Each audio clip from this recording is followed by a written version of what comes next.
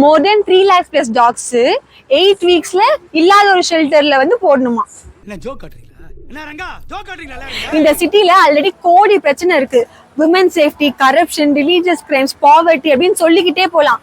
அதெல்லாம் இல்லாம டெல்லி வந்து ஒரு கிரைம் சிட்டி அப்படின்னே சொல்லலாம்.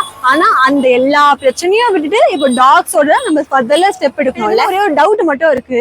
நிறைய பேர் வந்து இந்த டாக் பிடிக்காதவங்க எல்லாம் இருக்காங்கல்ல, அவங்க எல்லாம் நிறைய வீடியோ ஷேர் பண்ணிட்டு இருக்காங்க. அதுக்கப்புறம் வந்து இந்த டெல்லி கவர்மெண்ட் வந்து ஒரே ஒரு கேள்வி மட்டும் கேட்கிறேன். உங்களுக்கு வந்து உண்மையிலேயே ஓகே இந்த டாக் ப்ராப்ளம் தான் ஒரு பெரிய ப்ராப்ளமா இருக்கு, அதை சால்வ் பண்ணணும் நீங்க நினைக்கிறீங்க அப்படின்னா 100% டாக்ஸ்ல 10% டாக்ஸ் தான் உண்மையிலேயே வந்து ஹார்ம்ஃபுல்லா இருக்காங்க.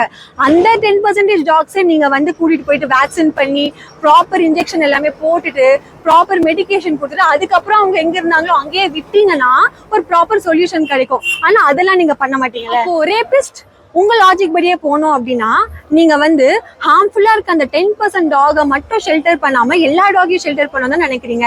அப்ப லாஸ்ட் 6 monthsல வந்து ஒரு 800+ கேசஸ் ரேப் கேசஸ் மட்டுமே நடந்திருக்கு. அப்ப அதுக்காக நீங்க எடுத்த ஸ்டெப் என்ன? அப்ப எல்லா மென்னையுமே நீங்க கூப்பிட்டு ஜெயில போட்டிருக்கணும்ல. அப்ப எல்லா விமன்ஸ்க்குமே வந்து 100% சேஃப்டி இருந்திருக்கு இல்ல? ஏன்னா ஹியூமன்ஸால கேள்வி கேட்க முடியும், ஃபைட் பண்ண முடியும், டிஃபெண்ட் பண்ண முடியும், எது கரெக்ட் எது தப்பு எது நியாயம்லாம் பேச முடியும். டாக்ஸால பாவம் என்ன பண்ண முடியும்? வாய்ஸ் அவுட் கொடுக்க முடியாது, எதுவுமே பண்ண முடியாது. அதனால நீங்க ஈஸியா வந்து டாக்ஸை டார்கெட் பண்றீங்கல்ல.